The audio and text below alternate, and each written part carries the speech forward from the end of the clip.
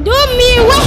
Yeah, I'm the best rapper in the world. Uko bisanzwe gukora nkuko ndimana nahawe narorama n'abavuga bavuga ndabareke bakimare ntibaze n'umunsi natanguye guflowinga shitanya biti nanje nzanya pam nigga ndabutse kumstari ndabutse mukaso ndiri imihari free and kudonde kumubita utasukora mutan and I love myself and never give up tukumangora. Yes sir.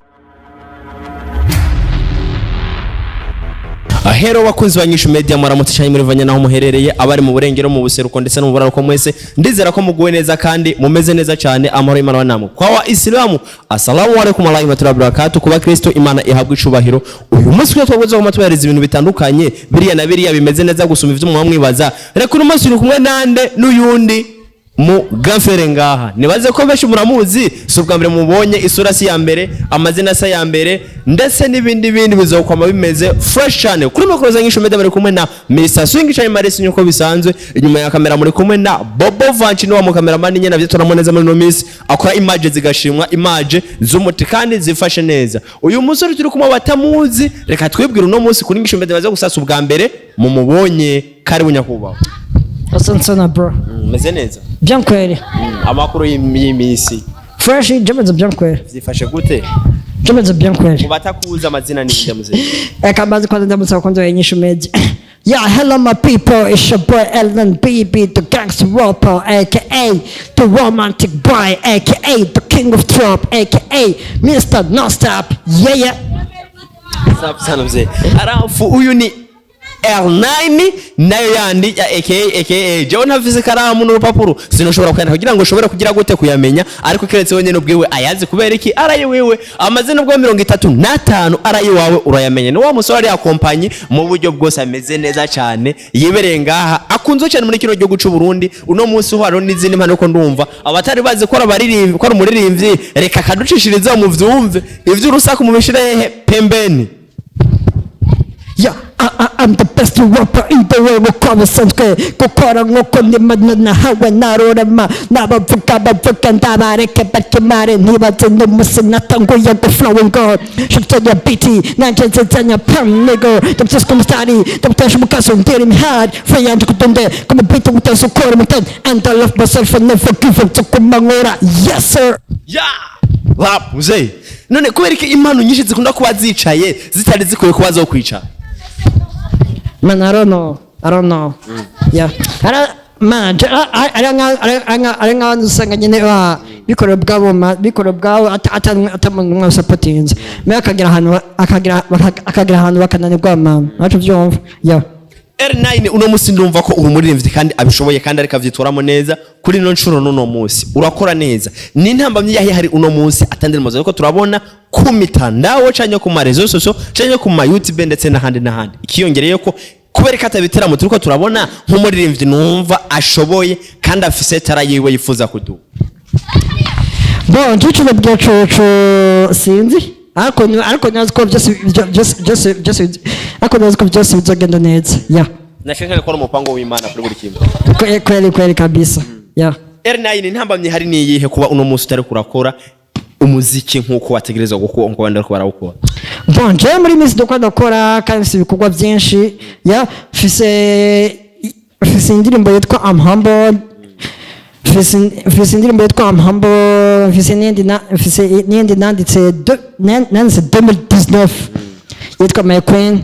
Nani bishobotse sinzi gira nko muri I don't know nyene I don't know me iva na plan wanje. Vana play wanje. Yeah. Ariko nibaze ko EL9 uno munsi ariko arategekanya hari igikorwa cyawe wowe ufise umaze gushira kuri rezo soso mu muziki ntivunze bigi uko ndazi ko kuko bikora ibikorwa vyinshi vraiment kandi ubishoboye utabikorana ibintu vy'inzigo ubuzima busanzwe hariho igikorwa umaze gushira mu cy'umuziki ku mutandao. Bonje ni igikorwa umaze gushira ibikorwa vyinshi ibikorwa bine nashize on YouTube. Hari chambere kwanza hari chambere nashize chitwa Nonstop. Hari cha kabiri nise I'm so easy. Hari chambere nise I'm so easy. Hari cha gatatu nise This is my style. Hari n'indi ya kane nise Medev. Kandi iri on trend, kandi ikora vibe ngasane kandi feedback nayo nindi si dore imbogo ya ni EL9 mwumva ko ibikorwa vyinshi vyo reka arabikora mugabo adashima niwe n'umuntu umustar adakunda gushira ibintu vyo kumugaragara ni EL9 no musara akora kuri indirimbo adasuma avuga ati jewe reka bahuruduke baje ku murongo bakoroke je nanje ndi nyuma yabo abaguruka ndabarindira bashikaze ko nyine bivuga no just so qu'on évoque ndakubesheye bon je nabwo ngora je sindi muri competition nk'abandi oya just isingira competition je nakora ubwanje me myself ari bishimwa bigashimwa bakuze nyinshi media ndabaze ko mureko byumva ni wa mustare munyere ngaha mu gihugu cy'u Burundi ariko abitoramo neza ariko iyo namwemerera ntasuma ntavuduka aguma hamwe ari pose avuga ati ugipanda y'urumina ndacini kenda chini ndo naenda yuru ni EL9 mumuzi muri vyinshi EL9 nakuvise kuri umuririmbyi kandi ameze neza bitoramo neza ikibazo gihari nyezina ibibazo nka bibiri biko biratuma utari kurashira umuziki ku mugaragaro utari kuravye bitoramo neza umunsi ngo ugaragaza ibikorwa nk'abandi nk'aba dramati ba D1 ndetse n'abandi ni ntamyambanye yahe ni ikibazo iki bon swing ntambamye nuko jewe nkora DJ nyene cheka nundi ndapambana nani kindi kintu je nani kindi kintu na management fees je basi ego basi ranga dramat ashokwa afse na timu yiyo ashokwa afse nga changa gange yovuga ati ekatumfashana mbwa je nanje na gang fise na team fise nije nimenye ubwanje ya ahama ni EL9